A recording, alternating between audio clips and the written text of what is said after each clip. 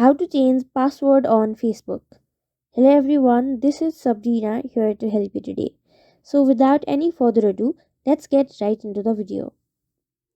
So first, launch your Facebook application.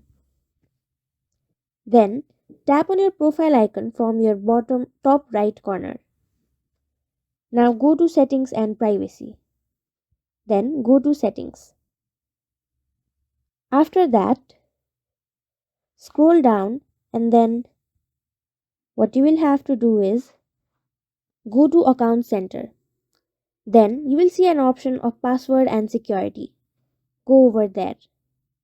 Now you will also see an option of change password at the very beginning. Tap on it.